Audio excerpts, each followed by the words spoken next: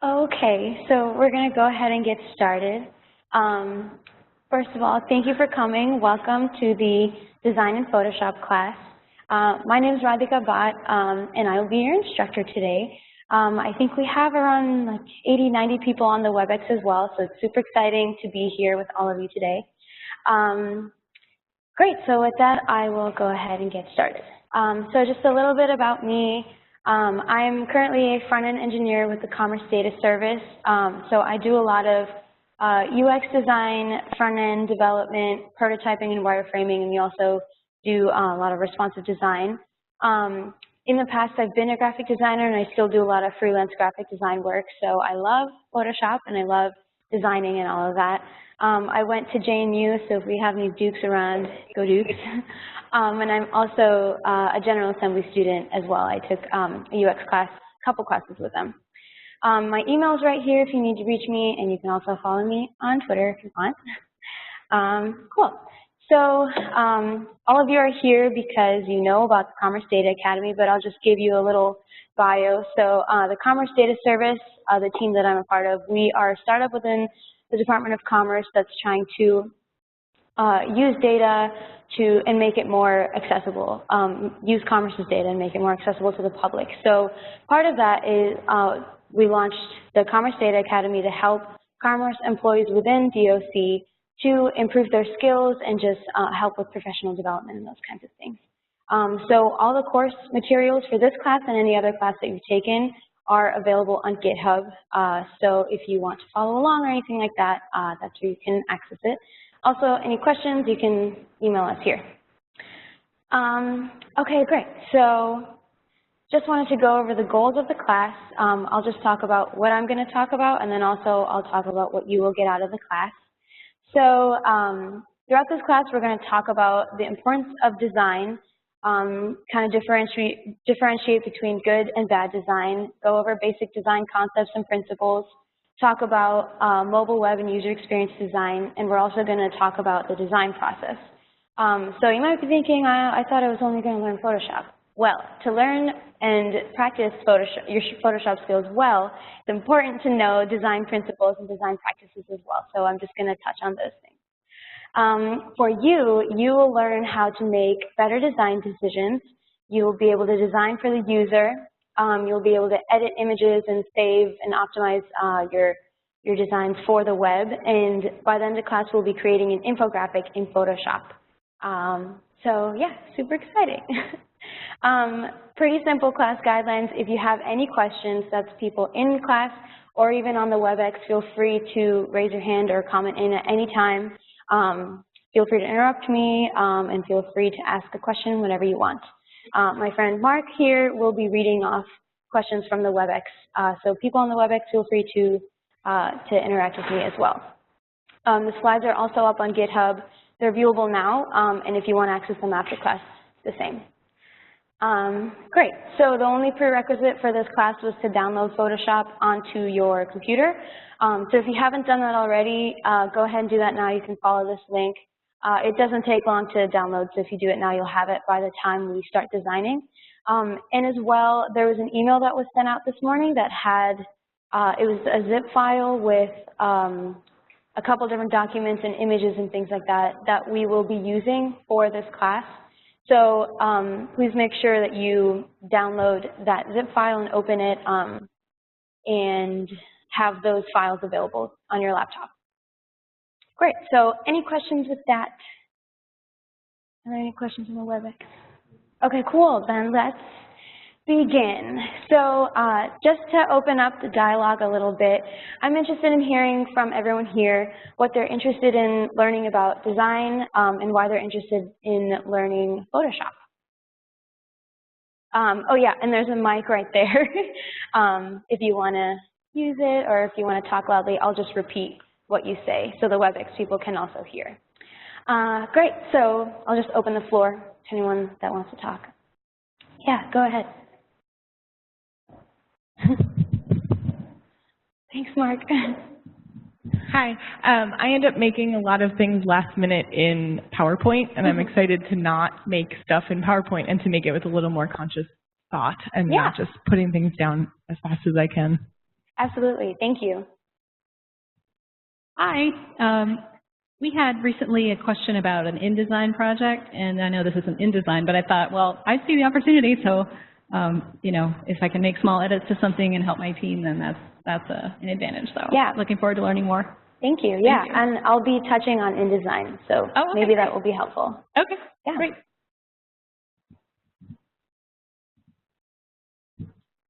Sure. I've been involved in designing like the layout for web products, like our short report formats and things like that. So I figured it would be useful background.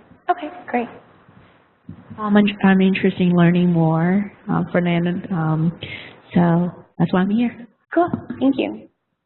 I also would like to learn as much as possible. Great. Thanks.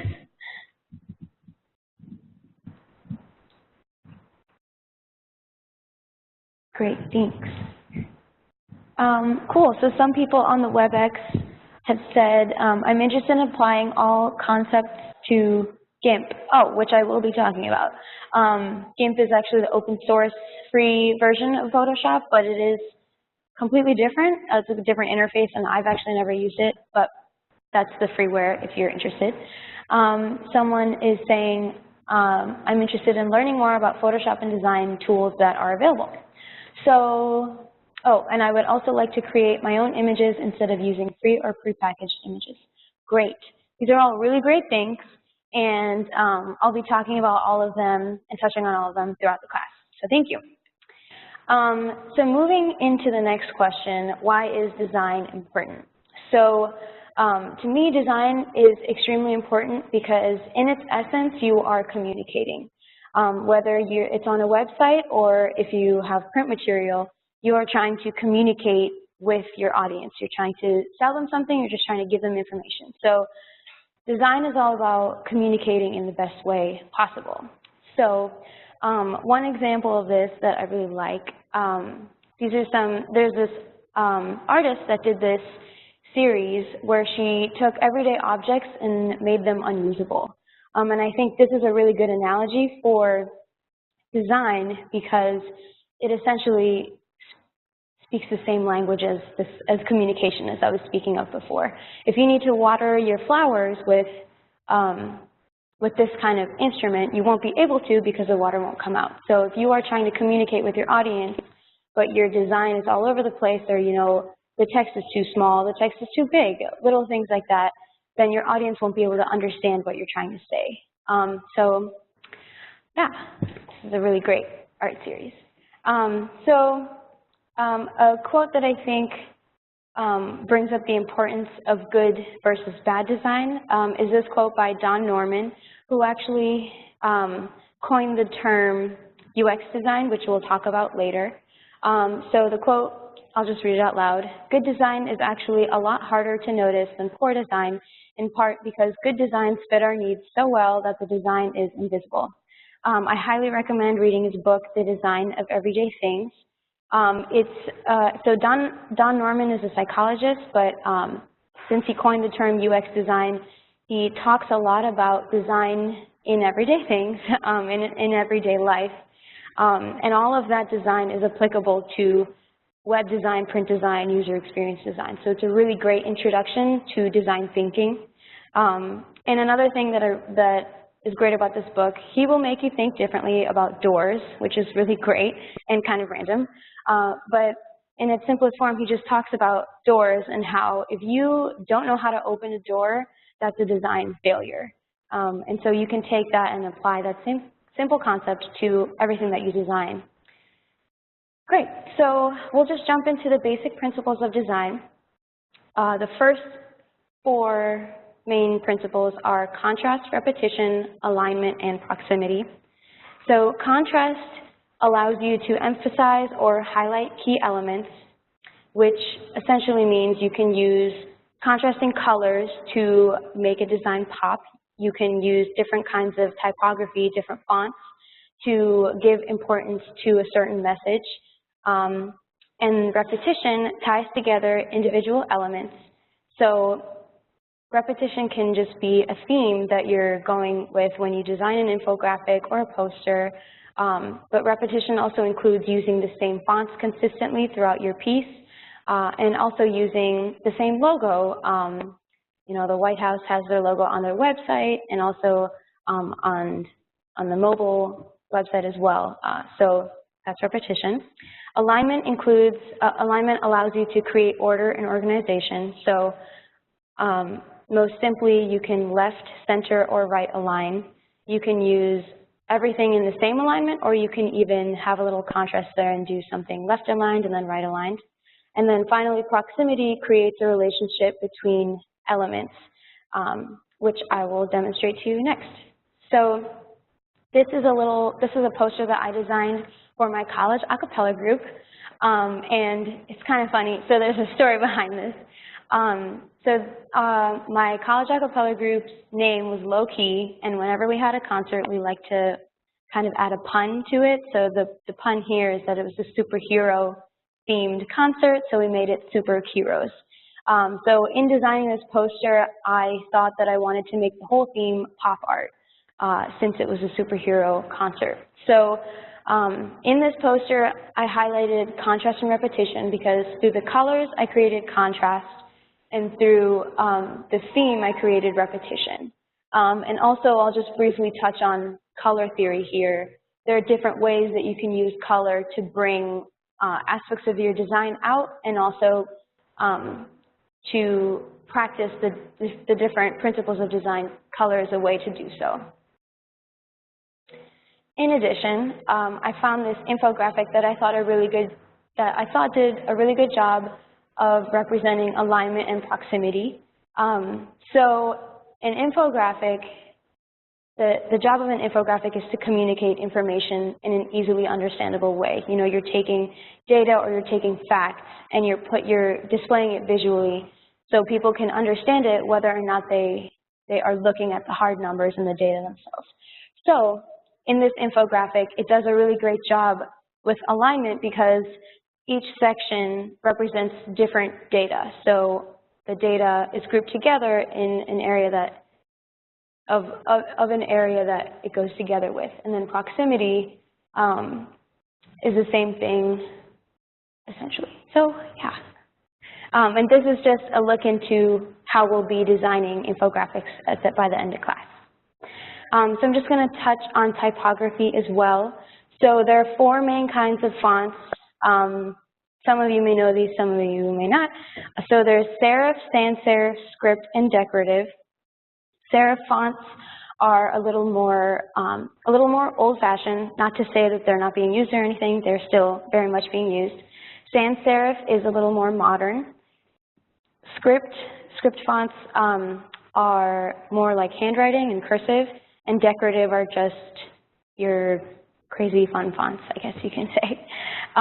So just to illustrate the difference between serif and sans serif, serif has these little things called serifs that are just make the font a little more elaborate, versus sans serif, you can see how minimal it is, which is what makes it a little more modern. So below, I've just highlighted the different serif versus sans serif fonts. You know, Times New Roman is your most common serif font, and you have lots of different kinds of sans serif fonts as well. Now, the rule of thumb for using typography in any design is to not use more than 3 fonts when you're doing anything.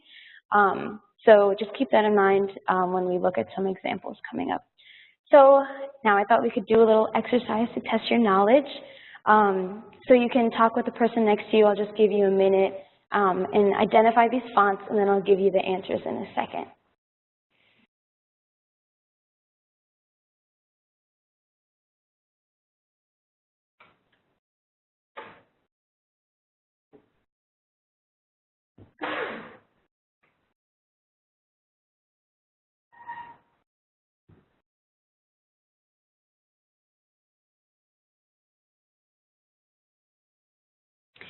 All right, cool. So what does everyone think number 1 is? Script, that's right. Number 2, correct. Number 3, nice. And 4, oh, okay, yeah. Yes, you got it. Well, so sorry for the WebEx people. The answers are right here. Number 1 is script, 2 is serif, 3 is sans serif, 4 is decorative. So great, that was a fun exercise. So I'm just going to briefly touch on decorative fonts. So this is something that I was taught in my very first design class, and it is, you can ask any designer and they will agree with this statement. Do not use decorative fonts in anything important or serious. Decorative fonts have a specific use. So specifically speaking on Comic Sans, don't ever use it. Don't ever use it. So Comic Sans, this could apply to all 3 of these and a couple other kinds of fonts as well, but Comic Sans was originally made for comic books, and then it kind of transitioned into being used for children's books and daycares and things like that. But then all of a sudden it was used everywhere. It was used in emergency handbooks. It was used to label defibrillators around buildings, and that is the improper use of this font. But nowadays you see Comic Sans everywhere, and we've got to stop using it because it's not what it's made for. So my comment on decorative fonts, don't use them, especially not in emails or in important notes that you're sending to people. They don't have a place there. And there's this little link at the bottom of this page if anyone wants to further understand why you shouldn't use Comic Sans.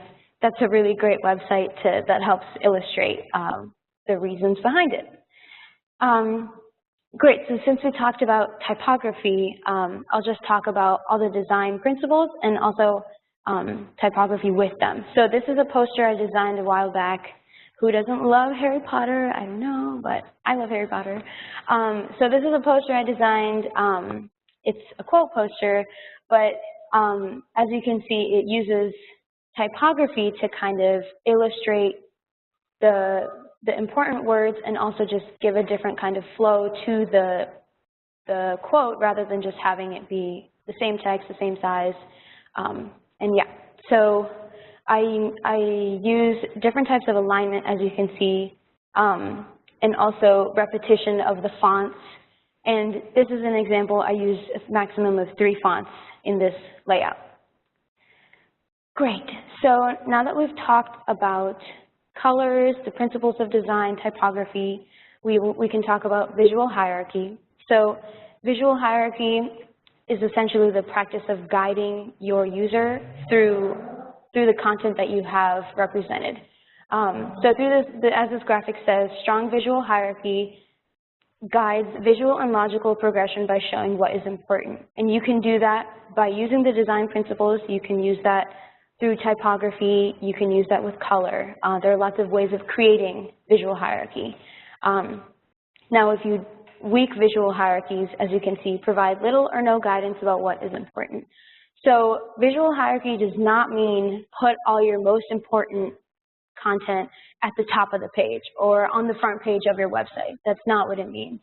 It means organizing the information so the user can easily understand the information and dissect it as depending on their needs.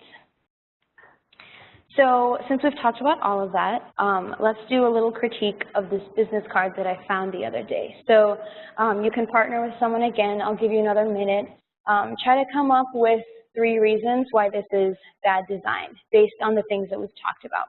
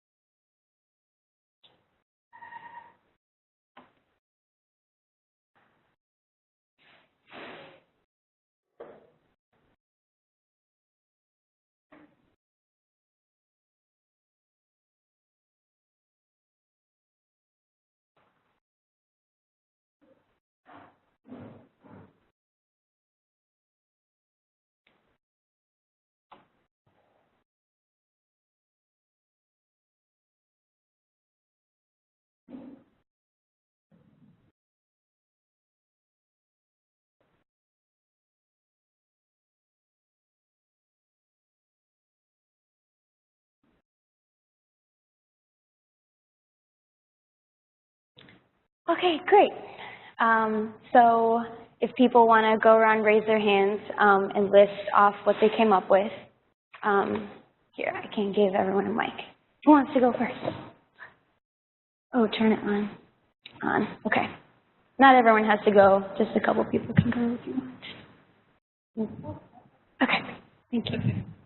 So it's just very busy when I first look at it, and then as I try to figure out what's important, I can't really tell what to look at first. I mean, I guess maybe the red at the top, but that's one problem. And then also I feel like that, you know, maybe if they had taken the font and moved it like off to the sides a little bit instead of just having it all right there in the center, that would help me figure out what's important. And maybe there's probably too many fonts in there. Yeah, you're right. There are a total of 4 fonts in a very small amount of space. Yeah. Yeah, absolutely. Thank you. Anyone else?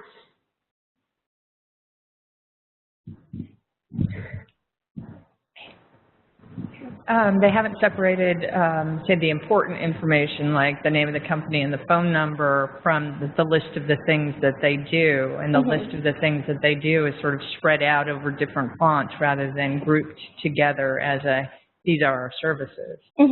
Absolutely. Thank you. Great. I think some people from the WebEx also commented in.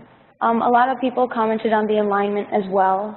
When you look at it, you have every single type of alignment. You have left, center, and right aligned, which is very hard to just understand. Someone also talked about there being too many colors. That's absolutely right. There's a lot of green, but then also blue, red, yellow, black, you name it. The whole rainbow's on there. Yeah, someone highlighted that it uses decorative fonts, which is great because we don't want to use decorative fonts. Yeah, great. So moving on. So we've talked a lot about, I've given a couple print design examples, so now I'll just briefly touch on web, mobile, and responsive design. So being in the government, I thought I would use the White House's website. So whitehouse.gov did a rebrand pretty recently, and this is a screenshot from whitehouse.gov showing the rebrand and the new website. So here at Commerce Data Service, and also I think everywhere at this point, a lot of people are practicing something called responsive web design, which essentially means you can build a website that will respond to any device that you are using, or any device that the user is viewing the site. So here you can see whitehouse.gov on a desktop computer, and you can also see it on a mobile device and a tablet. So this is just the practice of making sure that your information, that your site scales accordingly, according to the device. And that is extremely critical because the user experience varies on each one of those devices. And also, we talked about all these design principles. They apply equally to print and to web design. And of course, I can't talk about web design without talking about accessibility. So accessibility is the inclusive practice of removing barriers that prevent interaction with or access to websites by people with disabilities, essentially saying everyone and anyone ever must be able to use your website. If you want to do a little more research on accessibility, there are some tools that I have at the end of this as well. And now one of my favorite topics to talk about, user experience design. So I've touched on this a little bit talking through the presentation, but I am super passionate about user experience design, and this is just a brief definition of it. Also, this screenshot came from a video. It's about 40 minutes, and it gives you a really great introduction to UX design. So if anyone's interested, I highly recommend watching this video. So, let me just read this out loud. User experience design is the process of enhancing user satisfaction by improving the usability, accessibility, and pleasure provided in the interaction between the user and the product. So that's a lot of words, but you might be thinking, how do we practice UX design? So my answer, user experience design, but also everything in design is a process in itself.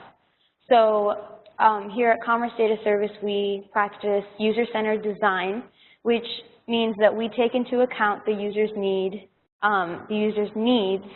during every step of the product life cycle. So user experience design involves doing a lot of research and asking lots of questions, finding out exactly what the user needs when they go to your site and what they're looking for, how they're going to get it. You know, all these sorts of questions are extremely important in user experience design. A quick difference between UX and usability. UX addresses how a user feels when using a system, while usability is about the user-friendliness and efficiency of the interface. So since we've talked about all sorts of things, now, it's not updating. Now I thought we could briefly touch on web design and have you all critique the old Amazon.com website. So I'll give you another like 30 seconds, talk amongst yourselves, and critique this based on the web design standards and the design principles we talked about.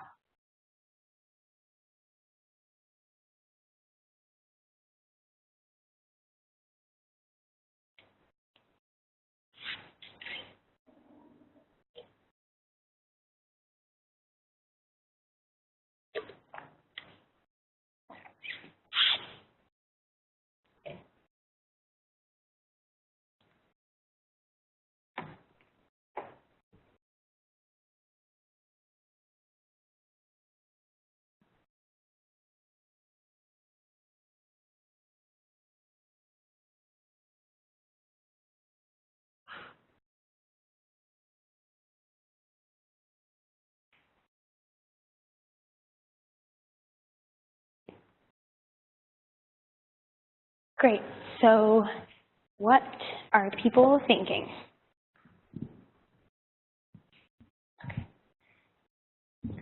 We were commenting that there's just, looking at proximity, there's a lot of stuff very close together, and it's hard to tease apart what you're looking at, like the left-hand bar, the right-hand bar, the center area, and then the search bar at the top is probably something most people would go to immediately, but it's also not very, it doesn't stand out very well, so it's hard to find.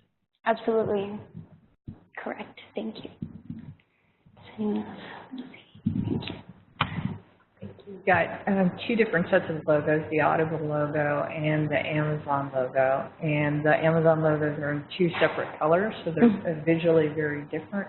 And so you've got Audible in three separate places on the website. So it's just very cluttered. Absolutely. Anyone else? One person on the WebEx also said that there's poor visual hierarchy, which is absolutely the case. You know, there's a bunch of information, but none of it's really organized, and it doesn't do anything to guide your eye when you're looking at the site. So this is the new Amazon website, which I think is really great, a lot of companies right now, when they're redesigning their websites, redesigning their products, they're doing a lot of user research.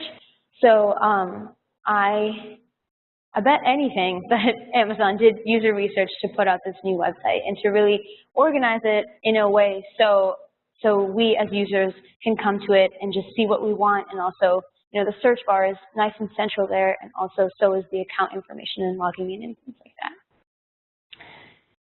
Great. So we're going to take like a 5-minute break if anyone needs to run to the bathroom or anything.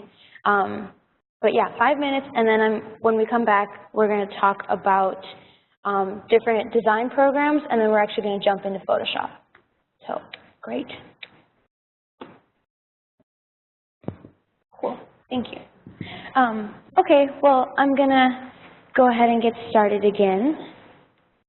Welcome back from your break.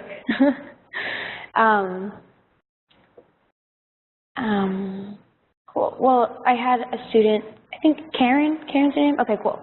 Karen brought up a really good point about this Amazon, the old Amazon site. She mentioned how there are a lot of contrasting colors, like the orange and the blue, versus here, where there still is orange and there still is blue, but they're more complementary instead of so opposing and so so contrasting. So I think that was a really great observation, because she's absolutely right. When you're making something and you're trying to guide people through it, there's no point in having contrast to aid that guiding people. It's really just going to distract. So yeah, just wanted to bring that up. So for the next half of the class, I'm just going to briefly touch on the different uses for these 3 Adobe programs, and then I'm going to jump into Photoshop. You feel free to follow along, and then we're actually going to go through the design process of researching, sketching, and then designing in Photoshop.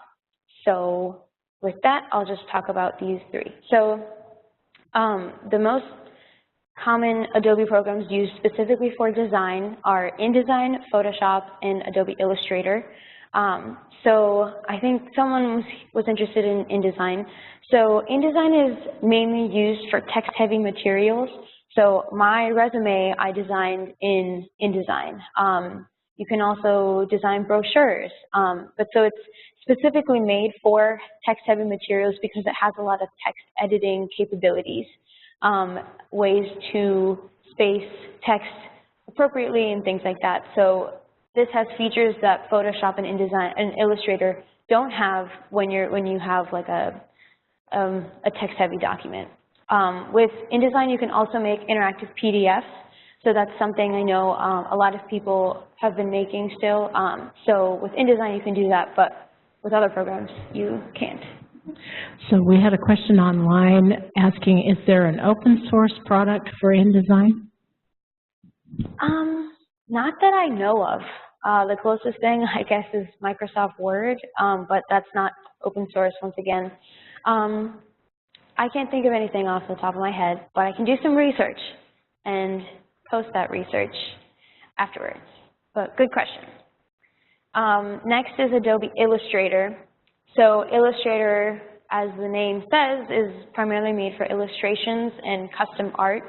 So when sometimes in the logo designing work that I've done, I'll hand draw logos and then scan them in to Illustrator. And Illustrator is very good when you need to make an edge round, or if you need to just really perfect a design, like a hand-drawn thing, or even, you know, you can make your own typography in Illustrator. So Illustrator is really good for that kind of work. And then finally, what we're all here for, Adobe Photoshop is really great for photo editing and cool photo manipulations, and also for graphic creation. So we're going to be making an infographic today. So actually, I think InDesign could also be a good tool for making infographics if you have a lot of text that goes into that infographic. But yeah, Adobe Photoshop is also really great when you have images that you need to optimize for web. There's a specific Save for Web function that the other programs don't have. So if you have a really large image that shouldn't take a lot of time to download on a website, you can export for web in Photoshop and decrease the file size and the load time on a website. So with that, let's begin with Photoshop. So as I mentioned earlier, we will be designing an infographic. So in the files that I sent earlier,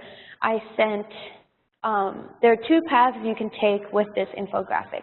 I sent information on overall facts on the Department of Commerce and a couple quotes on the Department of Commerce.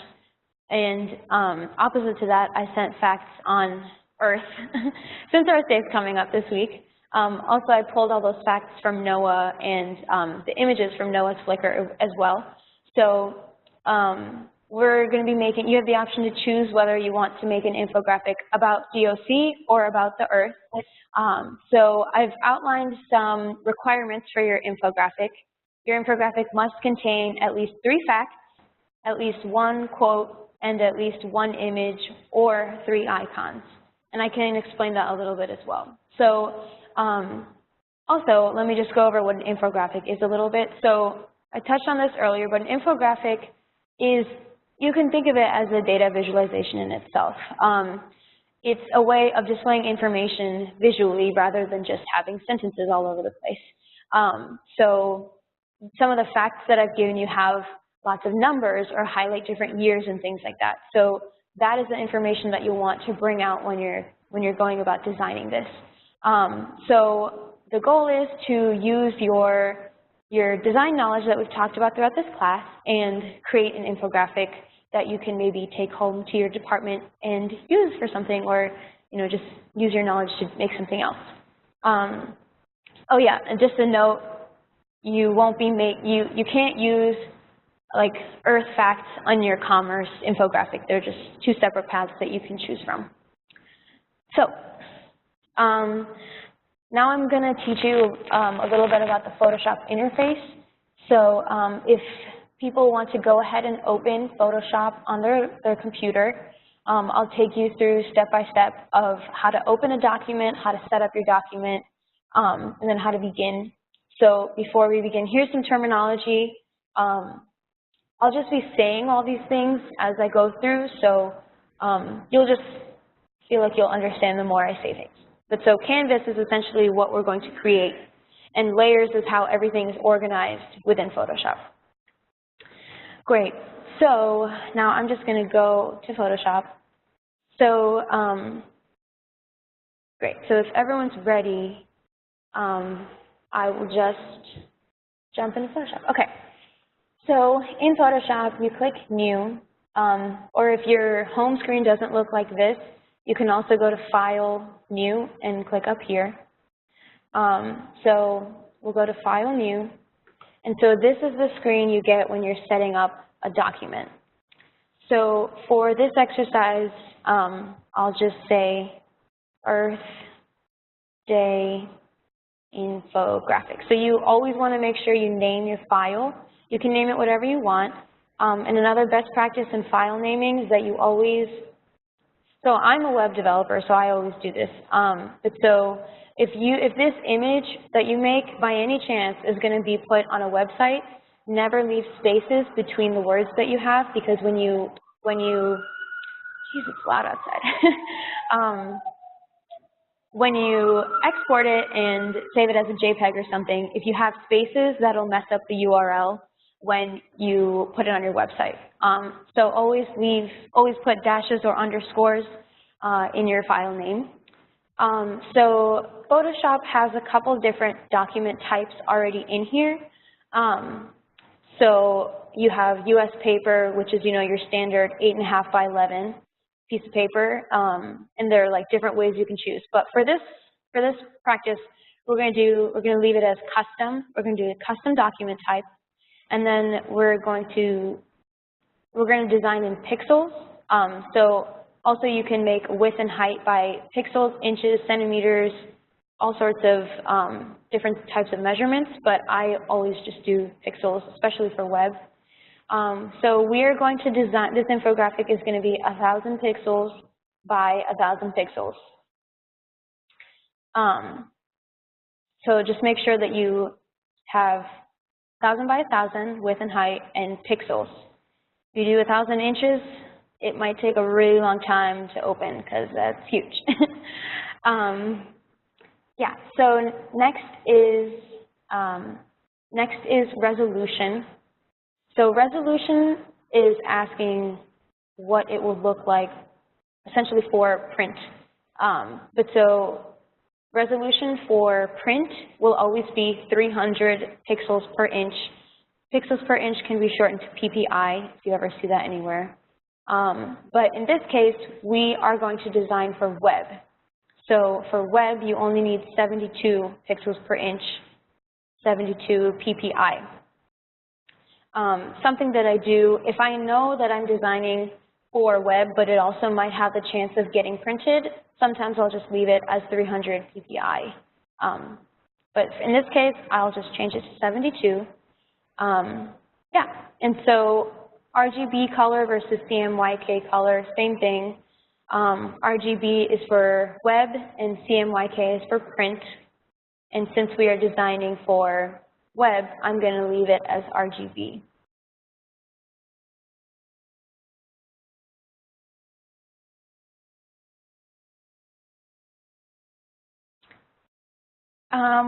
Yeah, so that is your basic document setup. We don't really have to worry about any of these other things. So now you can hit OK, and your document is created. And this white square that was created is called a canvas. So this is your canvas now. So welcome to Photoshop. You made it. So now, as you can see, you have a lot of tools on the left, but you also have some tools on the right. Also, don't worry if your screen doesn't look the same as mine. Everyone's probably looks a bit different, so don't worry about that.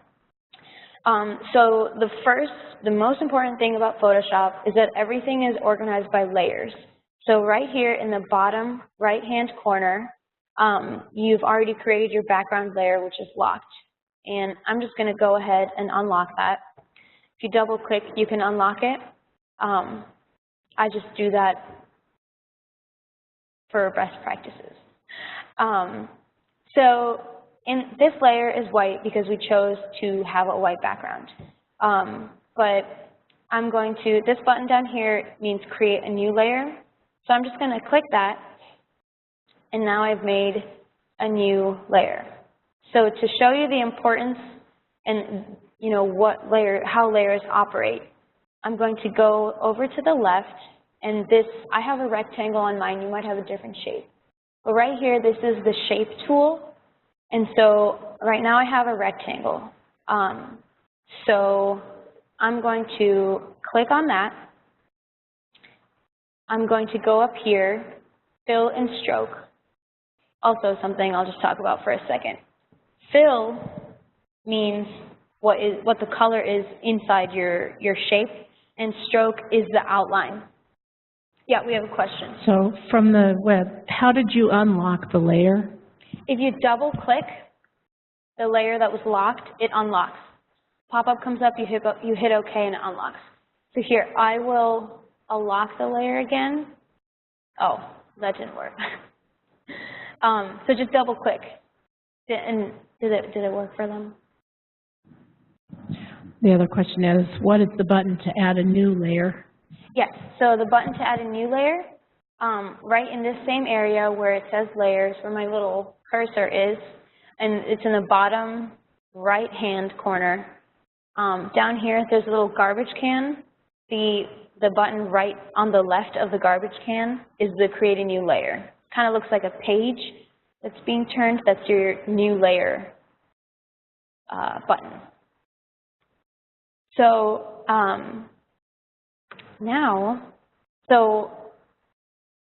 yeah, I hope that I answered all the questions for right now.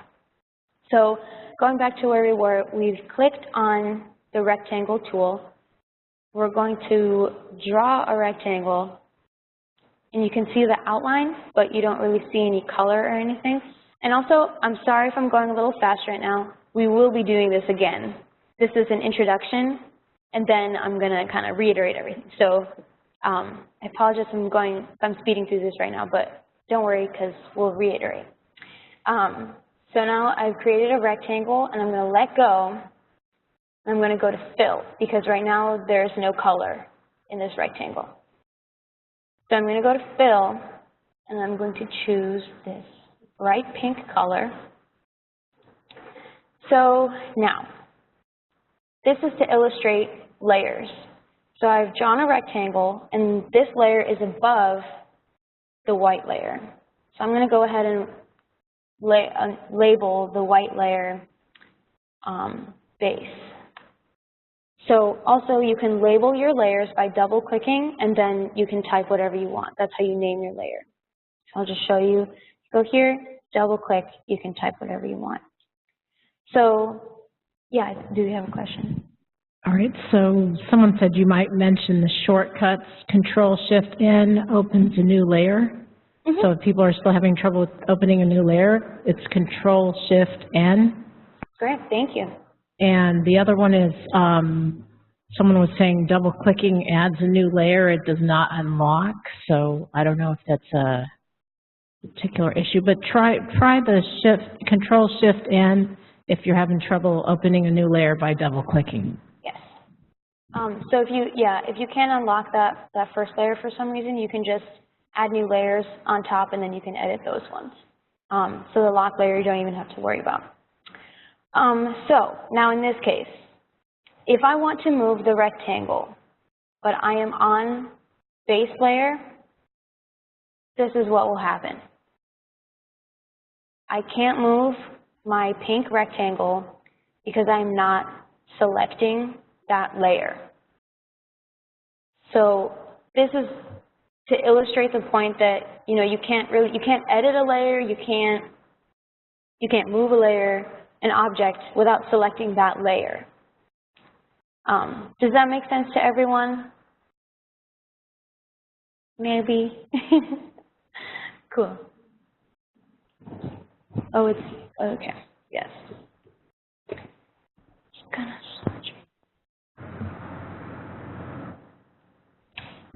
Okay. Can everyone hear me? Can they hear on the WebEx as well?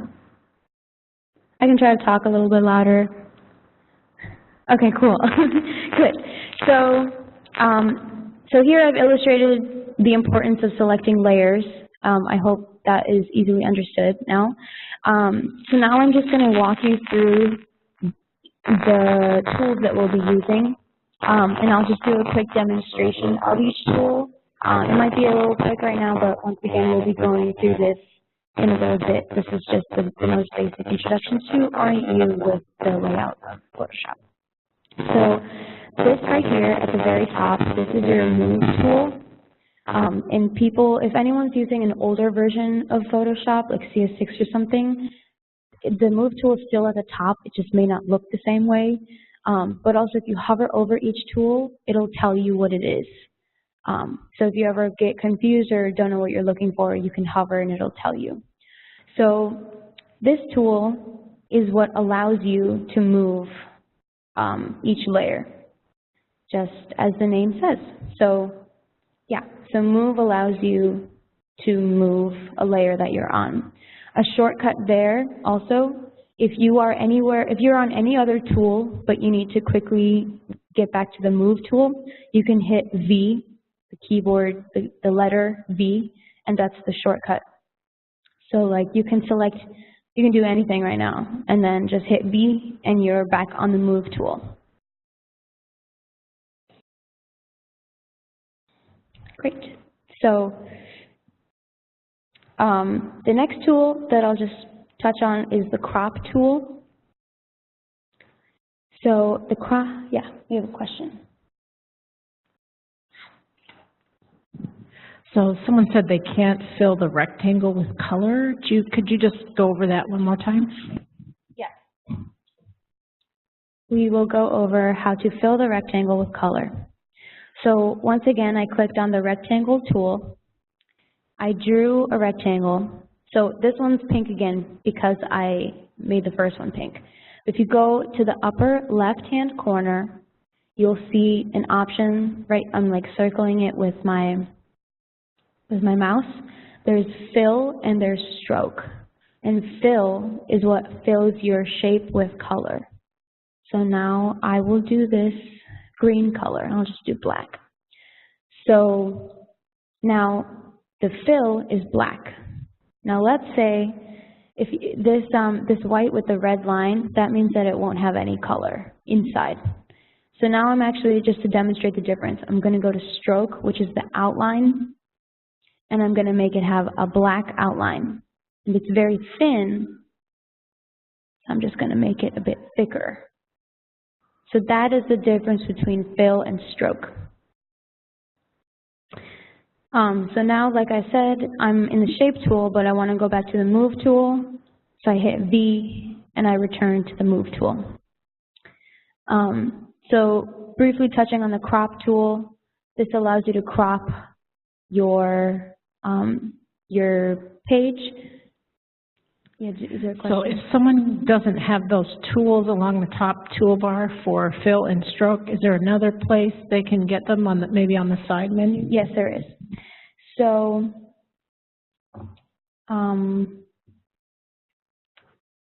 let's see. So there's also, okay, so you have your toolbar on the left, but you can also customize your toolbar on the right that is right along here.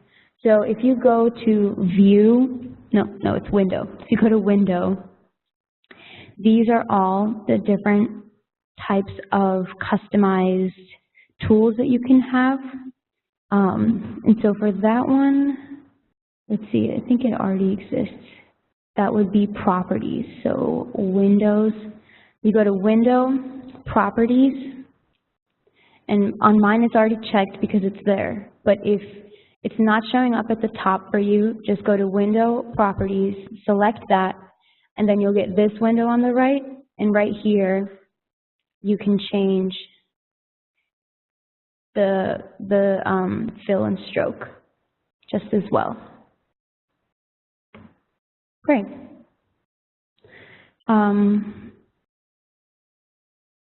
So now I'll go to the Type tool. I know I kind of brushed over the Crop tool, but I'll just teach you how to use it when we need it. So this is the Type tool, which means you can add text. So with the Type tool, when you select it, I highly recommend drawing a shape.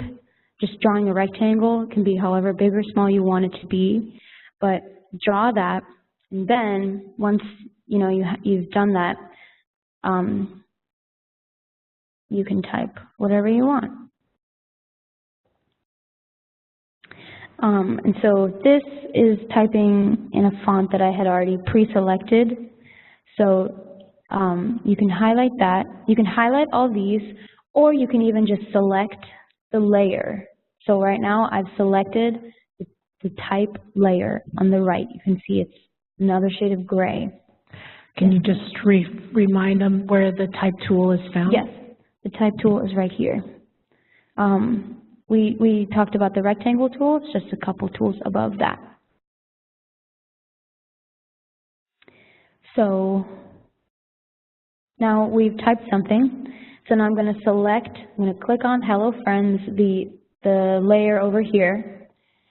And if you go to Window and you go to Paragraph, yes, Paragraph also gives you character styles. You can also click up here. Window Character is what gives you all the options for your type. And can you also tell them where to change the color of the text? Yep, that's what I'm about to go over. So, so when you go to Window and Character, you get this little window that pops up here. And this has all the alterations you can do to your type in Photoshop. So here you have your type of font, so you can select whatever kind of font you want. So I'll just do this one. Some fonts have different boldnesses and things like that, so you can add that there. You can change the size of your font. You can change the width between every letter. That is called kerning. And you can also change the color of your font. So I'll go ahead and make that color. So there you go. That's just the intro to type. Yeah, question? Yeah, so the question was, how do you select your font? So you already typed something? Okay, so she already typed something. So are you selecting the layer right now, or are you selecting, okay, cool. Selecting the layer, are you in the character styles window? Okay, so right at the top, there's just like a line, and it tells you the font that you have. And then there's like a drop-down button, so you click that. You got it? Cool. Awesome. So another neat thing that Photoshop does, when you hover over different fonts, it does a live preview of that. I think that's really valuable, especially when you just need to see the difference between different kinds of fonts. You can just hover, and it'll change for you. So can you go over how to type in the box again? Type in the box, yeah. So, yeah, layers, right? Oh, yes, yes, layers. So,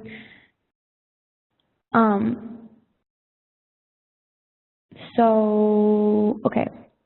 So when I first made this layer of text, I had to go through the type tool, and then I had to just draw my type rectangle, and then when you let go, you just have immediate, like that's your text box. So you can just start typing immediately. You don't need to do all of that character styling or anything. You can just type whatever you want. And then in this case, this is the only scenario where you can't hit V and be returned to the select tool, because if you select V, then you type V. So in this case, to get out of this, you can just you can go back here and just click on the Move tool. Or you can click on your layer, and then you won't be typing anymore. Great. So I'll also just briefly show you how to import photos into your screen, because that's also something that we'll be doing in the future. So if you go to File in the upper left-hand corner, click on File, and you go to Place Embedded. For those with an earlier version, it might just say Place or like Place Image, but look for something that says Place. So you click on Place Embedded. In my case, I'm clicking Place Embedded. Clicking that, and now it takes me to my Finder, where I can see all the files and like all of my documents on my laptop. So in this case, I'm going to go ahead and put the DOC seal on this canvas. So I'm going to select the DOC. By the way, this is the folder that I sent everyone, the zip file. I'm looking at the same thing that you all. Yeah, question. So going back to the box and the type, some people are having trouble. They can create the box and type, but no typing shows up on the screen. Okay. They can make the box, but not type in the box. Okay, I think I might know what's happening. But okay, I will get back to that in a second. I'm just going to place this image, show everyone how to do that, and then I'll get back to the type. So, so in here, I select my image, and I'm going to hit place. And so now the beautiful DOC logo is just in the middle of my thing. So as you can see right now, it's kind of highlighted. It has this square around it. Now to place the image, the reason why the command is called place is because you're not putting the image, you're placing it. So to place it, you have to hit enter, and now you've placed the image.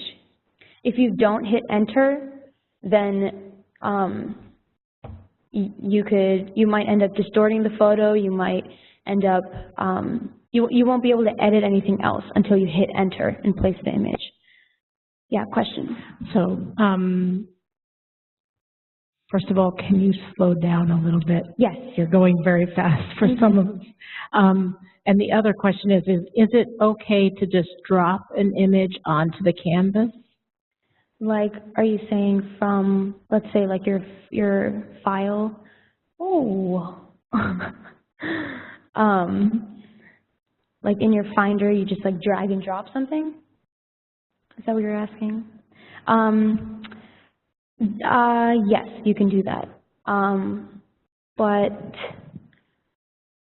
sometimes it's hard, especially because then you have to like resize the size of your window in order to be able to drag and drop something in. So this way, instead of having to open your file folder separately, you can just go in Photoshop, you can open the file itself and just drop it in. So I think it's easier and a little better to drop it within Photoshop. So can you go over the steps to do that one more time? Yes. Thank you. So I'm just going to delete this layer. By the way, how I did that, selected the layer, hit delete. Very simple. Also, to delete, You select the layer, you go down to this little garbage can, delete the layer, yes. So now, I'm just going to place the image again. So you go to File, you go to Place, Embedded,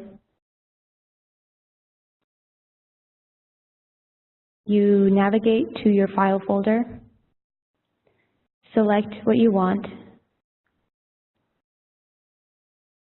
click Place,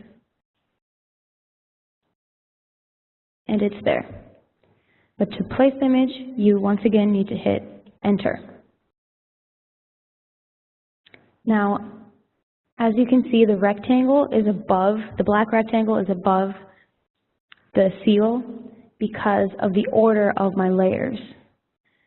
So, just as I was talking about, you need to make sure that you've selected the correct layer. In this case, I want the DOC logo to be above everything else. So all I'm going to do is reorder my layers, which means I'm just going to take right over here in the layer panel, I'm going to select the DOC seal, I'm going to drag it up, and now it is at the very top, which means it's above everything. So if it helps you to kind of visualize those layers, think of it think of it like you're making a sandwich. You know, you're making a sandwich, you have bread on the bottom, you can put lettuce, tomatoes, onions, mayo, and then another piece of bread, so that you have bread on the bottom and the top. If you want to have a white background in Photoshop, and you want to have the Department of Commerce seal on top, and have your lettuce and tomatoes in between, then, you know, the base layer, the white background, is at the bottom, just like that one piece of bread. And the DOC seal is at the very top with everything else in between. So hopefully that can help visualize the concept of layers a little bit. I'm going to quickly touch on image handling. So right now, the Department of Commerce logo is very big. What if I wanted to make it smaller or larger in this case? So the way to do that is something called free transforming, which is a word that I highlighted in the beginning. So the term is free transform, which essentially means you will make something bigger or smaller. So the way to do that, there are a couple different ways. I will show you the first way is you go to Image. No. There you go. Edit. You go to Edit. You go to Edit, and then you go to Free Transform. You click that, and now it looks like it did when you first placed the image. So if I want to make this image smaller, this is a super important thing that I caution you to not do. Do not take a side and just go like this. Don't do it, because this is called image distortion, which is really, really bad, whether for web or print. But the image gets distorted. You know, as you can see, you wouldn't want this DOC logo anywhere because it's distorted. So I will show you how to not do that. So when you do Edit, Free Transform, you have to hit Shift on your keyboard. Shift and drag. Shift and drag. And it resizes proportionally, which is super, super, super duper important that you always do this.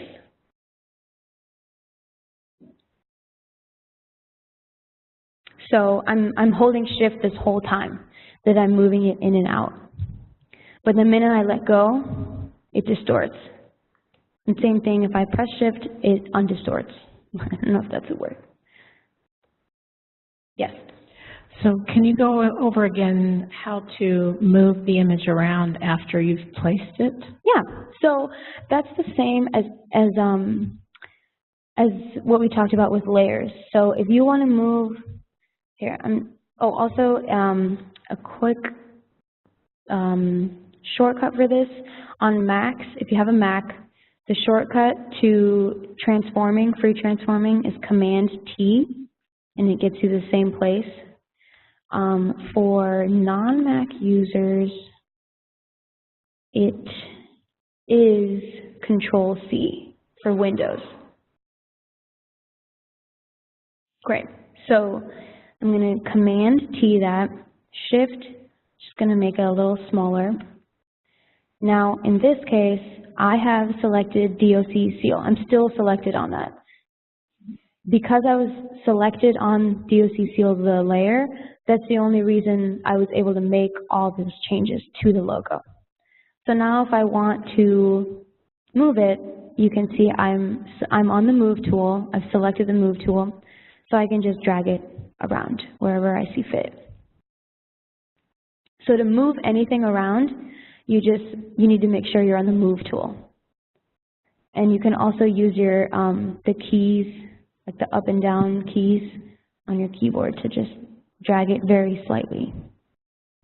Yes, there's a question. So, well, some of our users are saying Control-T rather than Control-C for transform with the, on a Windows. Control-T. Control. That's what they're saying. Oh, okay. Just FYI. Did I? Okay. Oh, I see. Yes. Okay, you got it. Did I write T? Okay, yeah, it's T, not C. I think I wrote the wrong thing. So on a Mac, Control-T. Thank you for correcting me. And on Windows, Mac Command-T, Windows Control-T.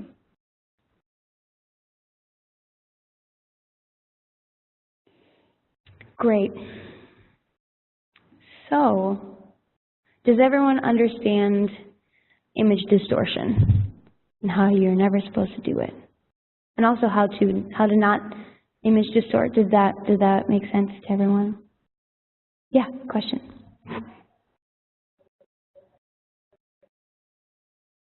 Mm-hmm.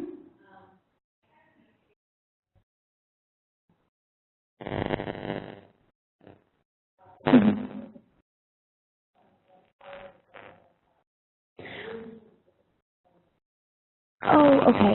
Yeah, so we had a question that said she tried to, this is regarding placing an image, and she tried to, within Photoshop, open and place an image from the zip file.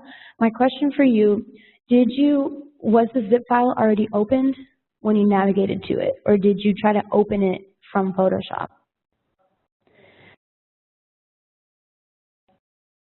Yeah, so I'd say double click, open the file right now, like in your own file system, and then once you've opened it, you can navigate to it within Photoshop. Question. Okay, so two questions. First of all, can you repeat how to not distort an image? Yes, I can repeat that. What's the other question? The other question is, if you make a mistake, how do you quickly back out of it instead of having to start over? That's a pretty important one. Very important question, thank you. You go to Edit, at the top, you can undo, easily undo, which on the Mac is Command-Z. And I'm actually not 100% sure what it is on Windows. So they said Control-Z. It might be, probably. But on a Mac, it's Command-Z, which is undo. But sorry, I'm not as familiar with Windows laptops, but if you just go to Edit, you can also easily see, like, you have undo options up here if you don't know the shortcut. So, yeah. One other question is, should we hit Enter every time when we finish an action if they want to save it? You must hit Enter after you transform. That's the only time you have to hit Enter. Because, so right now, I'm in transform mode right now for the DOC seal. But I can't do, if you look, like, I can't click on any other layer, I can't do anything. except move this around and transform it. But I can't do anything because I'm still in transform mode.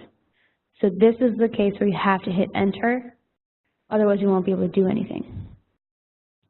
So to transform again, shortcut is Command T or Control T. I did Command T. And you have to hit Shift right now, and then go to any corner and just drag.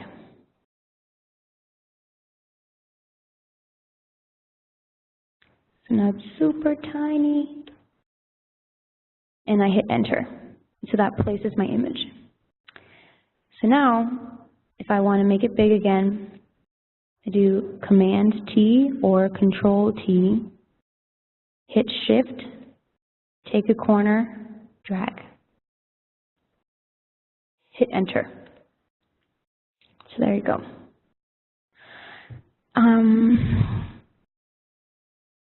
Great, so that, I would say, is the most basic introduction. Oh, let me show you how to delete layers. That's a good one too. So now, as you can see, I have a bunch of layers over here. Everyone may have a different amount of layers. So I don't want, let's see, I want the DOC logo to be there, but I just want to hide it temporarily. So that's what this eye does. You can just hide things, but it's still there. So that's really useful when you're just trying to design and, you know, figure out where you're going to put all your text and your images. You can hide things like that. Now, if I want to completely get rid of a layer, just want to delete it, I can just select the layer, hit delete, and this pop-up will come up and ask me. I can say no, so it doesn't get deleted. Or I can also select the layer and just hit the delete button, and it goes away. So, would anyone like to go over anything at this moment? We can go over a couple things, but moving forward right now, all we're going to be doing is, so from here, we're going to go into the design concepts mode. So I'm going to have you sketch, or you're going to research some ideas for infographics, then you're going to sketch an idea, and then we're going to go back into Photoshop. So we're actually going to take a little break from Photoshop right now, but if anyone has any questions, I can answer them right now. Yeah. So can you review how to hide an image? Yep. Or hide a layer? Yeah, so it's really simple. There's just this little eyeball, which is pretty fun. So that you just click on the eyeball, and it goes away. So as you can see, if you hover over anything in Photoshop, it'll tell you what the function is, which I think is a really great feature. So if you hover over this layer, you hover over the eye, it tells you, indicates layer visibility.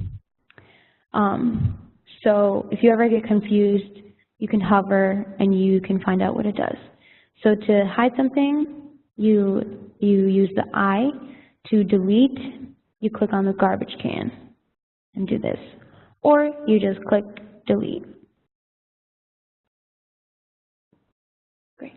Can you go over making the text show up in a text box again? Yes, I forgot about that.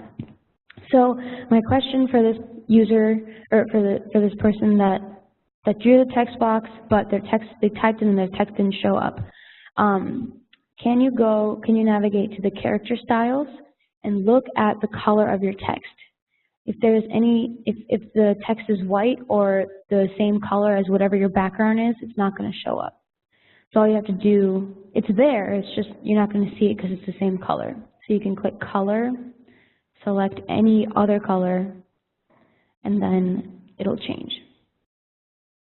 But make sure you're selected on the layer that is not showing up. Okay. Can you review how to insert the DOC logo? Yes. So you go to File, you go to Place, Embedded,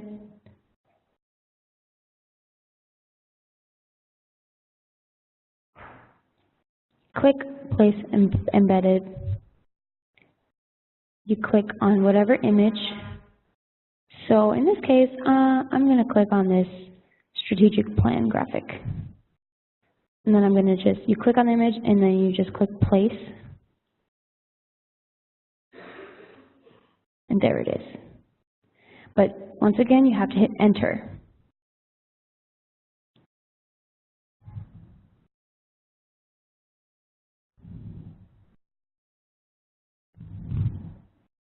All right, so if someone online is having trouble, the image I placed can't be selected to move or resize or anything.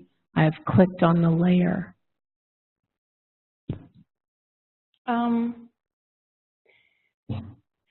Okay, so you're on the layer and you've placed the image. Did you hit Enter? Did they hit Enter?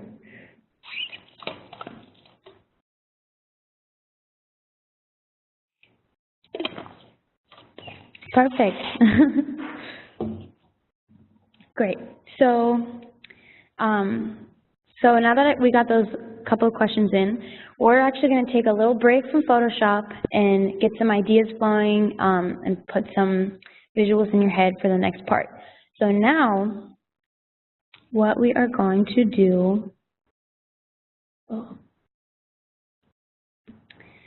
we are going to, also, so this little walkthrough that I did with the tools, this is all in the slideshow. If anyone wants to come back here and understand what the tools do, I've highlighted the ones that we used. So now just to touch on the design process. I talked a little bit about user experience design and that whole process, but in its most basic form, what we're going to do in this class, we're going to do some research, then we're going to brainstorm and draw, and then we're going to design in Photoshop. So for about, I'm going to give everyone 10 minutes to look up some other infographics. I advise that you choose the path that you want to take if you want to design a DOC infographic or if you want to design an Earth Day infographic. Choose that path right now. You can even read over the PDF that has the that has all the facts, see which one you're more interested in. So choose that path right now, and we're going to take 10 minutes to do some research on Google. And I want you to look for informational infographics, educational infographics, and any infographic that highlights numbers. So I'll be around for questions. I'll also be hovering around the room. Anyone on the WebEx can feel free to chime in. But yeah, I'm going to give you 10 minutes to do this. And if 10 minutes is too long and you want to jump into the brainstorming and the sketching, feel free to do that. And I can provide you with guidance if you want to jump ahead. So great, I'll put on a timer for 10 minutes. And any questions, feel free to ask them.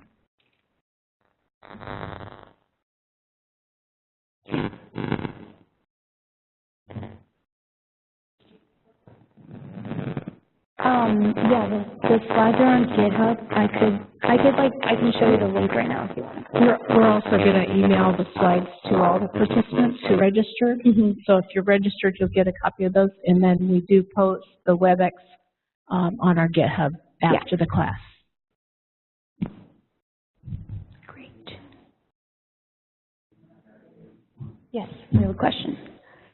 So someone says, I cannot make my text readable no matter how large I make it. It is tiny and it's frustrating.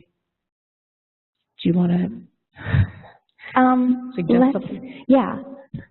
Let's take a break from Photoshop. Maybe that might help. Sometimes we just need magic. So in these 10 minutes, I want everyone to research. And that problem, we'll fix that problem when we come back to the designing part. So 10 minutes for research begins now. There. Yeah.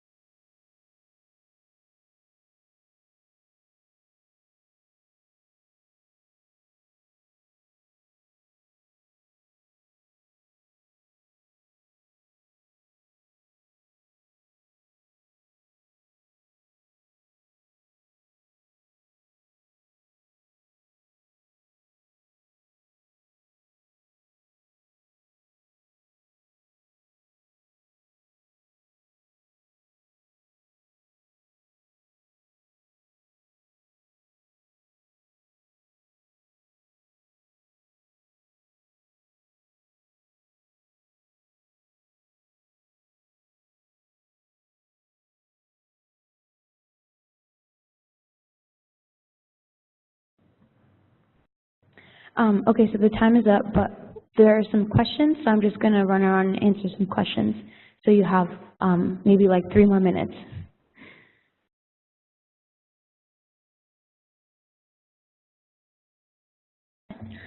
Okay, great. So the time is up for that. So I hope everyone was able to look up some example infographics and kind of get an idea of where their design can go next. So because you did some research, you were able to put some ideas into your head and kind of think how an infographic should look.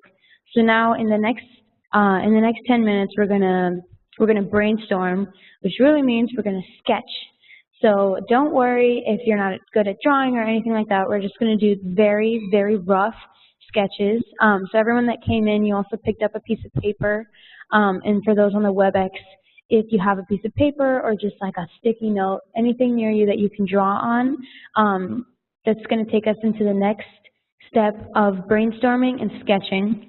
So now that you've researched, I want everyone to sketch their idea for the infographic.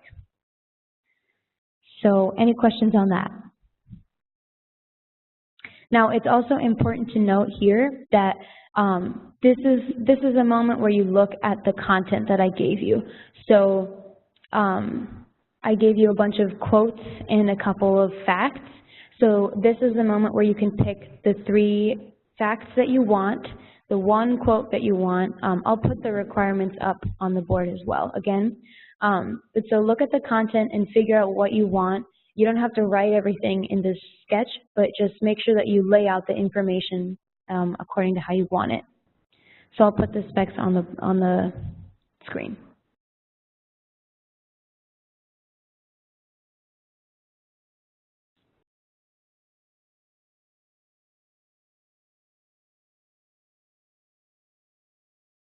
So the requirements are on the screen.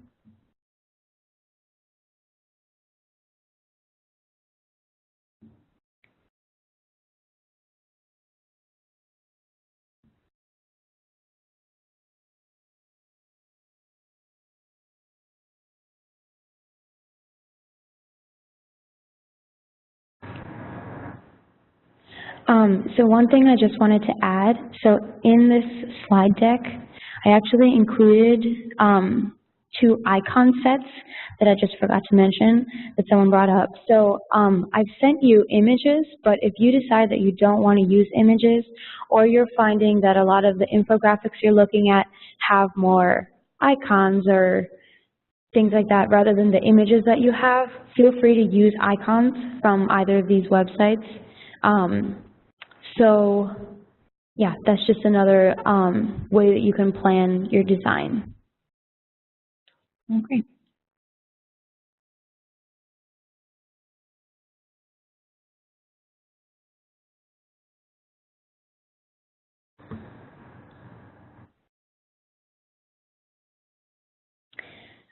Okay, so the 10 minutes is up, so we're going to jump back into it.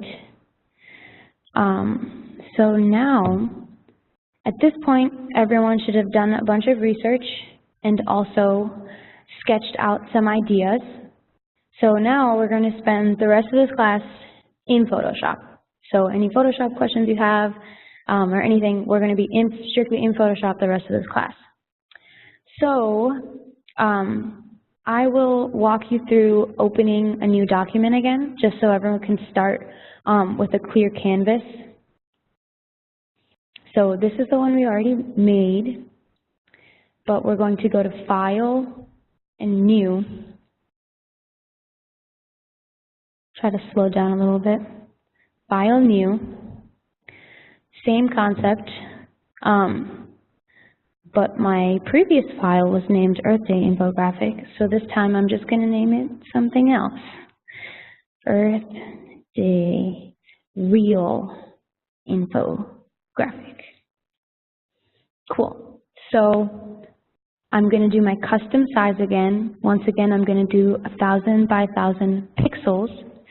So because we already made a document like that, all those presets are probably already there. So you might not even have to change anything, except for the file name.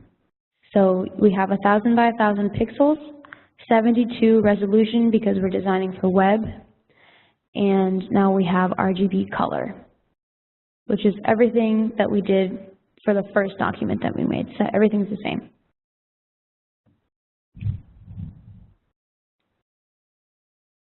Also in the slide deck, I have screenshotted this and talked about each customization in setting up your document. So now I'm going to hit OK, and now I have my new board, or my new canvas.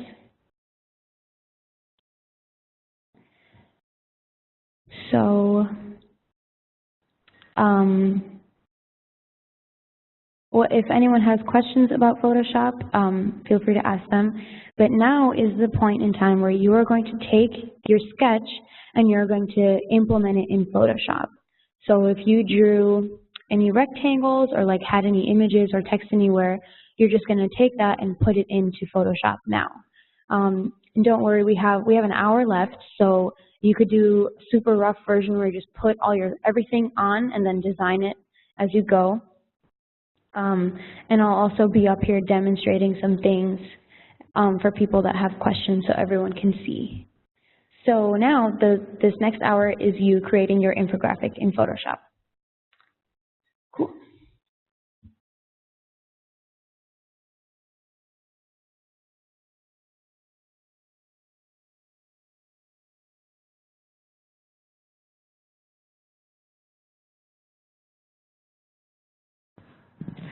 So we had a question, how do you use grid lines in Photoshop, and when would you use them? That's a good question. So there is one option. So on mine, I have rulers, as you can see on the side. They're on the top and on the left. I can also make them go away. Command R is the option. But so rulers allow you to just, they act as a guide. So if you want everything that you have to line up here, you can use the ruler to make everything line up and to just like look at the alignment of everything. So that's one option for grid.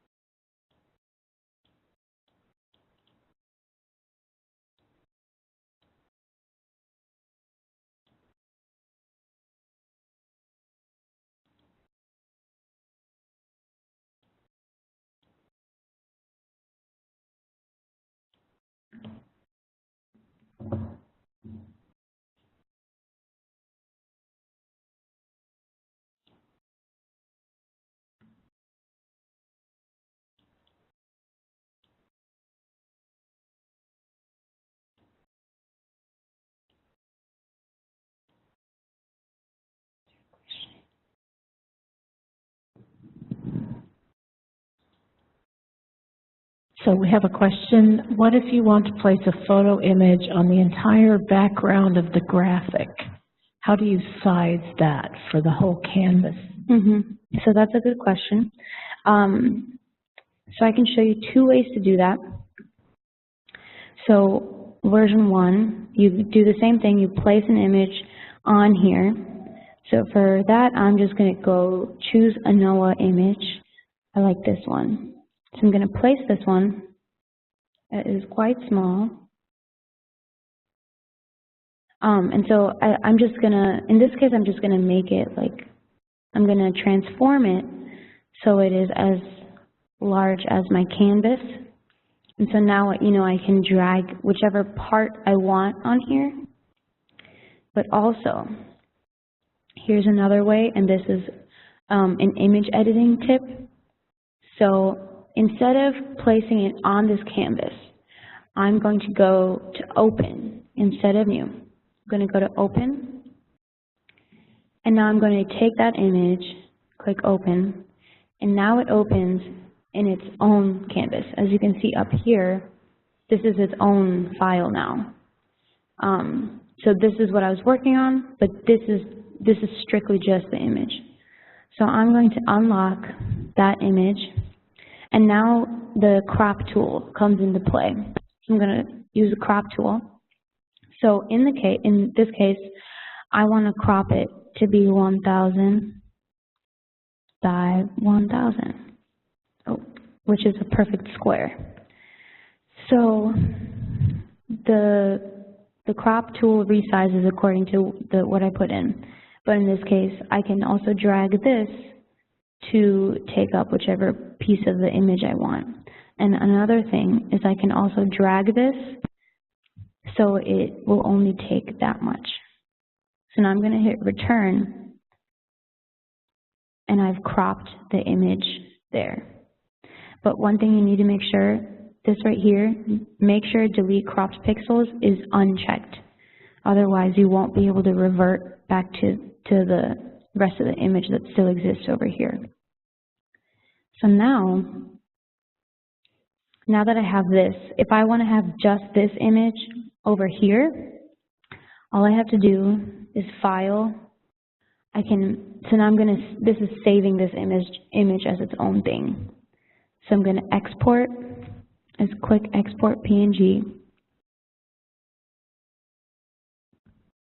And you can choose the place where you want to save it. So this is the image folder I was already in, that I already chose this image from.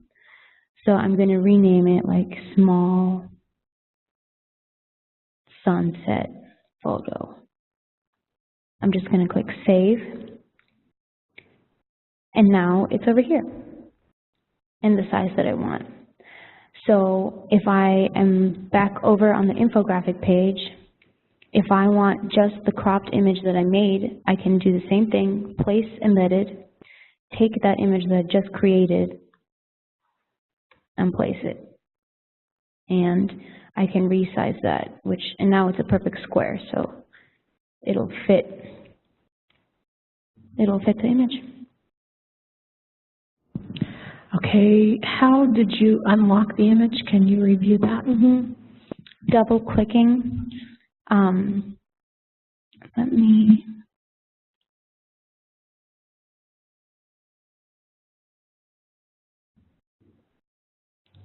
This image is locked here. You can also, you just double click. Okay.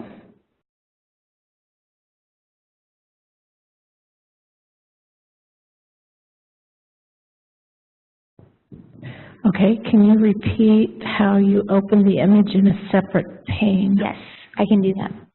You go to File, Open. So what we had been doing all class was File, New. But in this case, to open an image, you go File, Open. And now you can select from any of these images. You can go to the DOC images, same thing. So you click Open. Now the difference between, as you can see, when you are putting something on the canvas that already exists, that's called placing an image, versus opening an image. So they're two different things.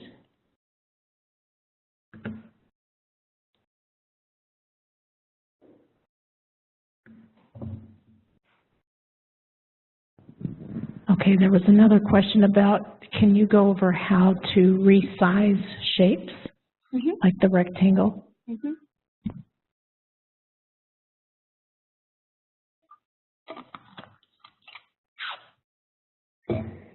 So resizing shapes, I'll go here. There's a lot.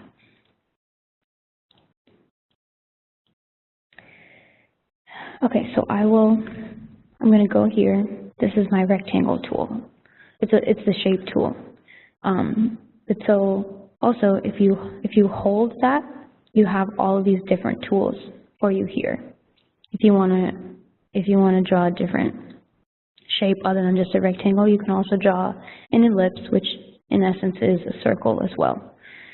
So I'm going to draw my ellipse, and also a little tool here is that if you want to make a perfect circle, you hit Shift.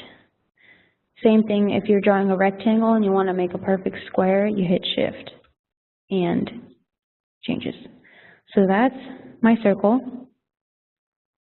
I'm going to make it maroon this time. And so now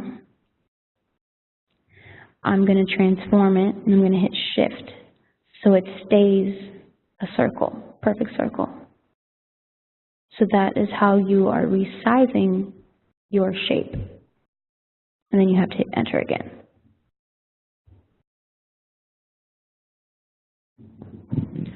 Okay, and then if you wanted to put text in that circle, how would you do it? So there are two ways you can do that. You can, when you're highlighted on ellipse, you can click the Type tool, and you can see that the Type tool has a circle around it. So that means that you are going to create the text right in your circle, which I actually don't recommend doing, because then it's a little harder to. So now it's like in the top of your circle, but you may not want that. Oh, but actually that's good. So it actually created its own layer, which is what you do want. So now you can drag it wherever you want it to be in the circle, so you can even have it be directly in the center. So that's how you add type on top of a layer. So you added the layer of the circle, and then you add the layer of the text as well. So, and that works with any shape. You can Correct. put the text on top as a separate layer, and that's how you get the text to show up in the... Correct. You can do that at any time and on top of any layer.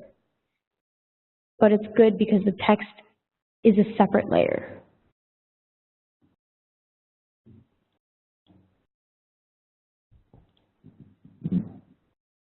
Okay, so how can you make text larger if you wanted to make that text larger? How would you do it? Good question.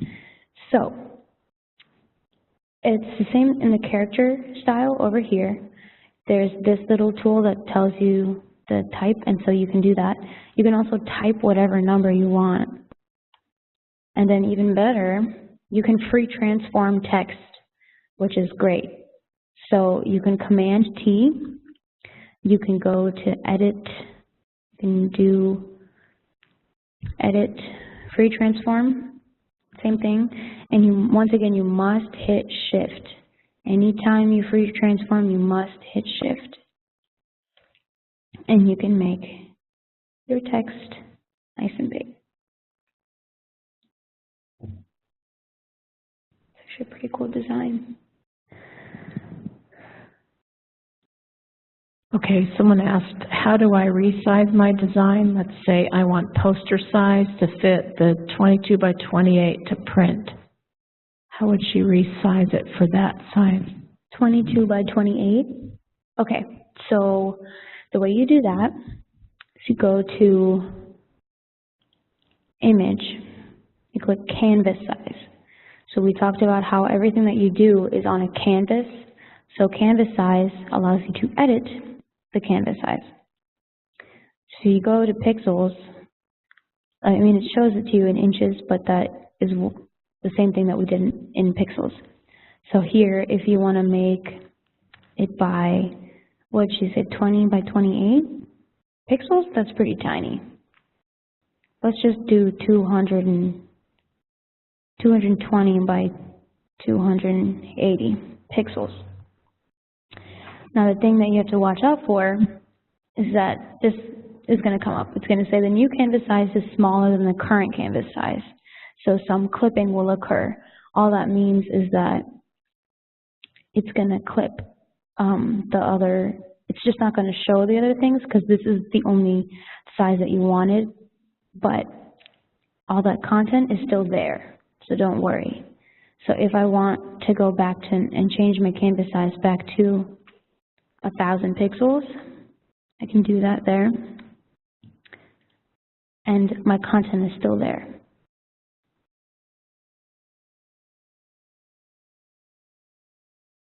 Yep.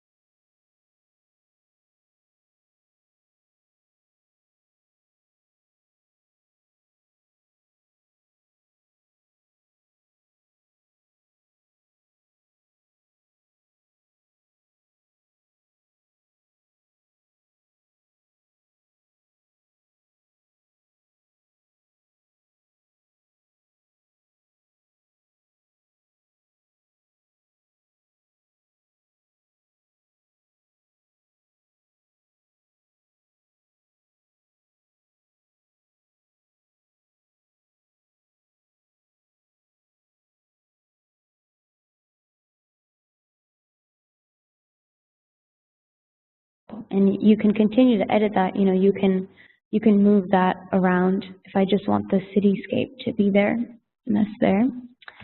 But you have to watch out because this sunset image is a rectangle. If I keep moving it, then you see the actual color of the circle. So you just have to make sure that it's the way that you want it to be. Yeah, that's like my favorite thing to do in Photoshop.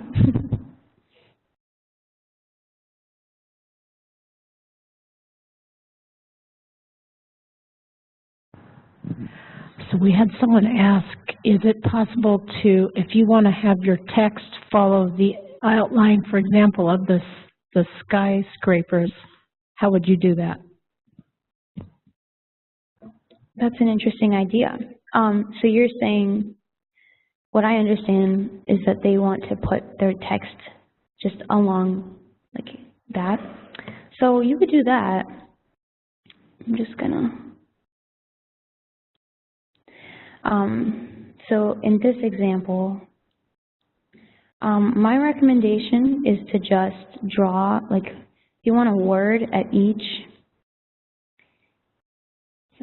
if you want a word on top of each building, my suggestion is to just type each word, and then you can also, you can move it. So we talked about free transforming. Here, let me just zoom in a little bit so people can see this better. So also the way I zoomed in, it's the same as like if you have a Mac, if you just do your zoom like with the two fingers, you can zoom into the canvas. I think it must be like I think Control plus, the plus sign or minus sign on Windows is what, like, you can zoom in and out. I think that would also work in the same situation. Oops, sorry. So, okay, we talked about transforming as a way to make things bigger and smaller, but transforming, you can also rotate. So if you want that to be directly on top of the building, you can just rotate like that.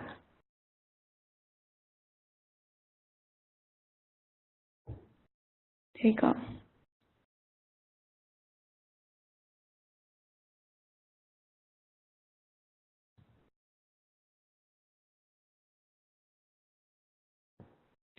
Can you demo again the clipping mask? How did you get the photo to be the background layer? Mm-hmm. Oh, well, that's two different things. I can demonstrate the clipping mask, and then I can demonstrate how to make the background of the photo the background. Okay, so I'm just going to release the clipping mask. So what I've done is this circle exists here, and this sunset image exists on top of the circle. So I'm going to click on the layer of the sunset photo. I'm going to right-click it, and then I have an option that says Create Clipping Mask. I just click that, and it makes it like that. Now, you have to make sure that the layer that you want to transform into another shape is above the shape that you want to transform it to. So the shape itself and the image itself are two separate layers. That's something to keep in mind.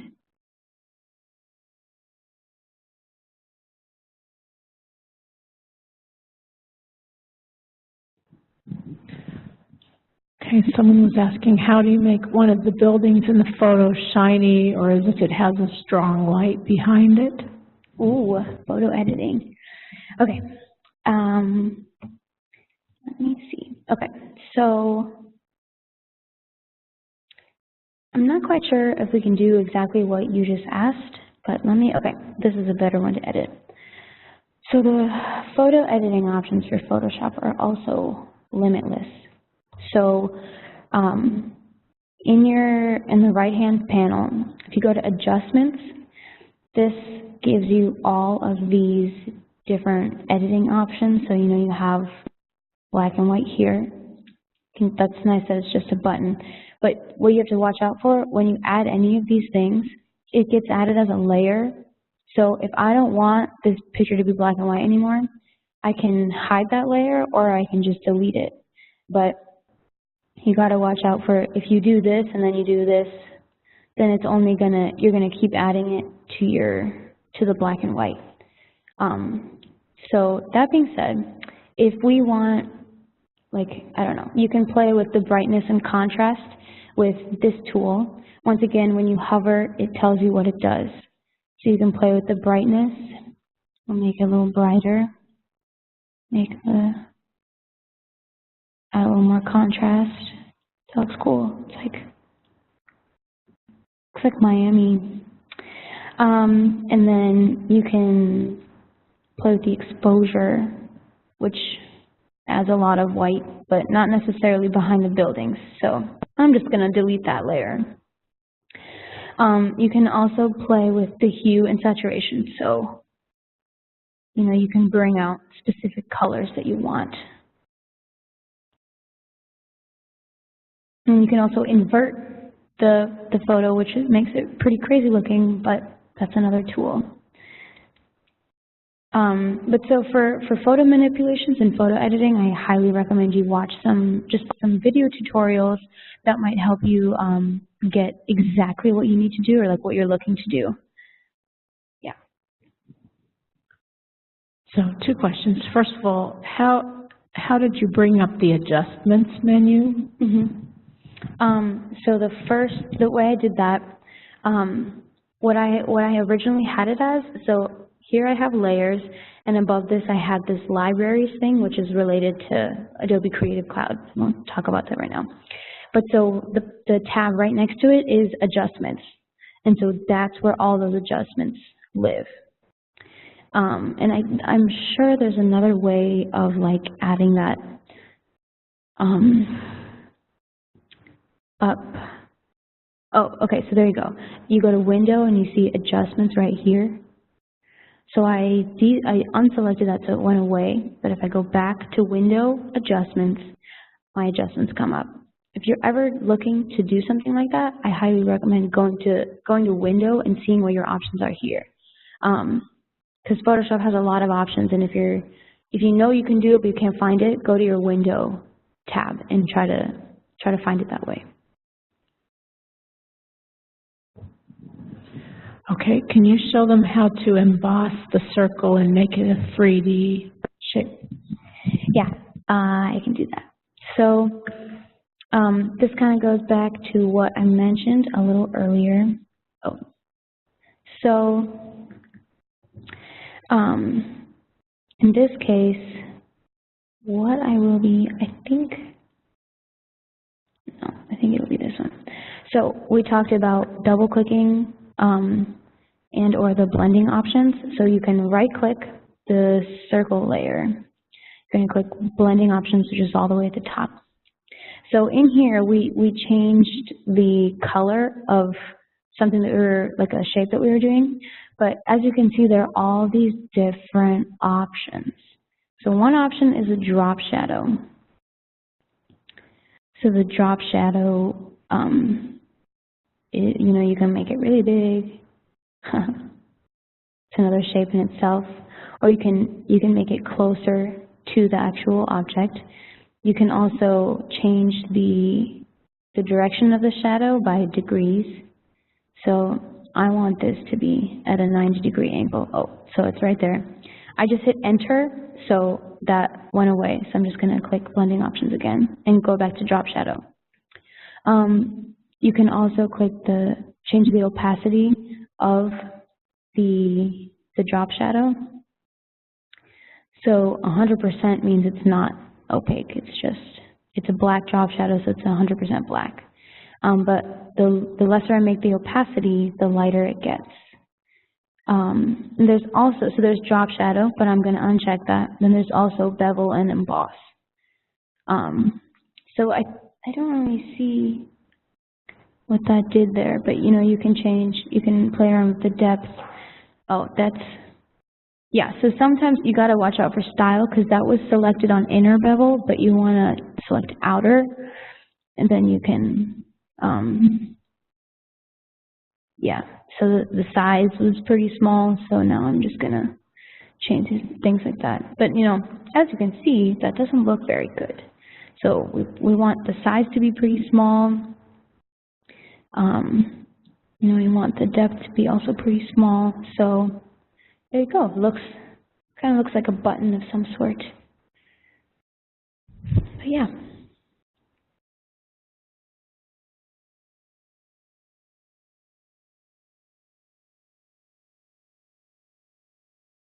So we have about 10 minutes left of this class.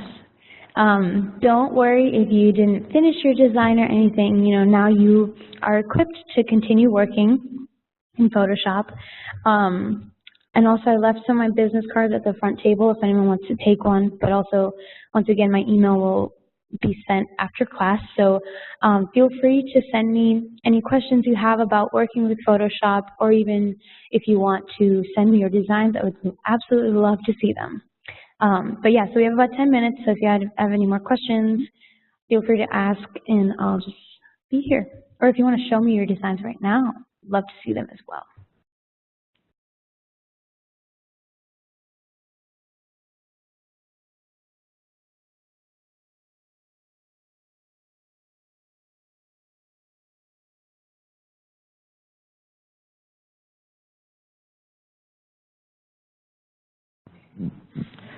So someone was asking, when they type, all they see is a line and no type. Yes, I'm gonna try to demonstrate that. Tell me if this is what you see. Is that what? Can they answer if that's a yes or no? If that's what they see? Yeah. Okay. So this is what happens if you do not draw. If you don't draw the like type box. So if you click type and you just click instead of drawing the rectangle, that's what happens. So in that case, I'm just gonna delete that. Yeah, I'm just gonna delete that. So what you should always make sure you do when you click type, make sure you draw this rectangle, and then you will see what you need to see.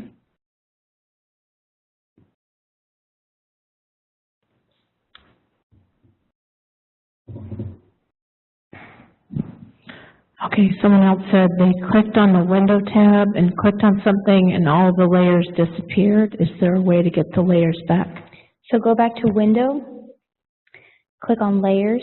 So I'll just do what you did. So I'm going to click on layers, it's going to disappear. And I feel like everything's over because I lost all my work. But you didn't. If you go back to window, click on layers, your layers will come back.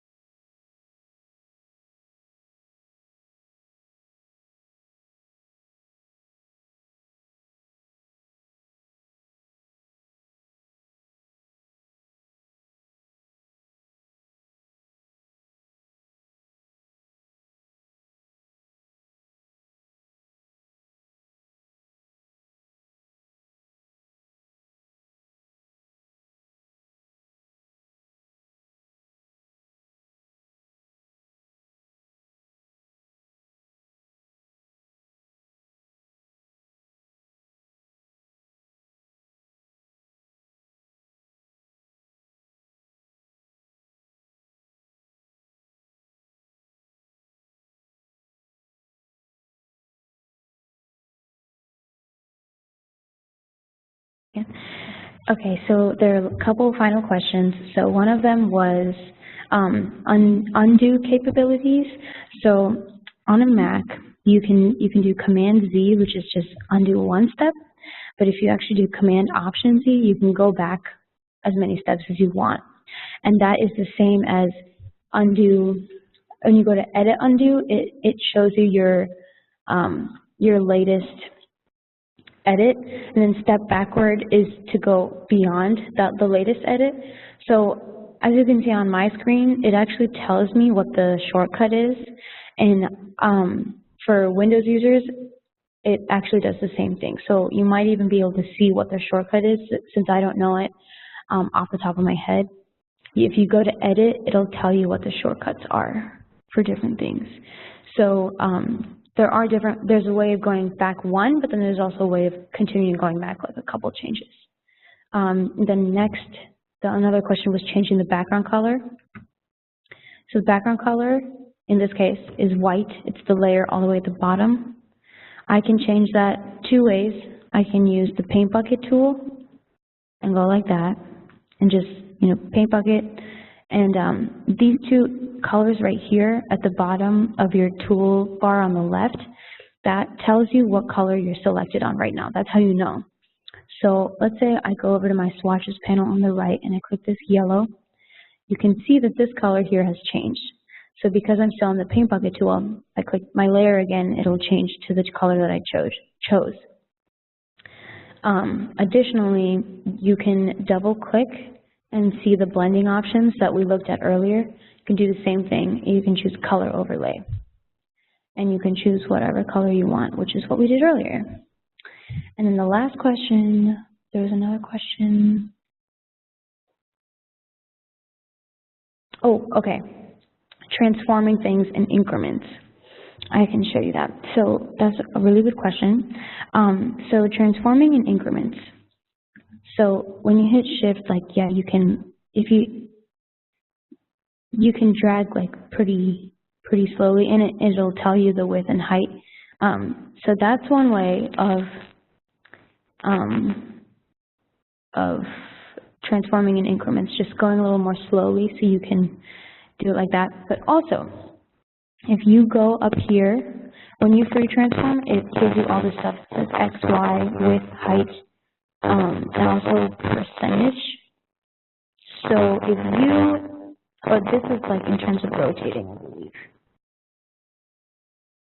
No, that didn't do anything. So free transform, the width is 100%. If you want to make the width 90% of what it is right now, then because this is a circle, it'll become an oval. But if you also make the height 90%, then you've transformed it. Oh, yeah, if you make them linked, then it'll stay the same. So that's how you can change it in increments. And if you know that you want to decrease something by 50%, then this is a good way to do that. You can just decrease it by 50%. So there you go.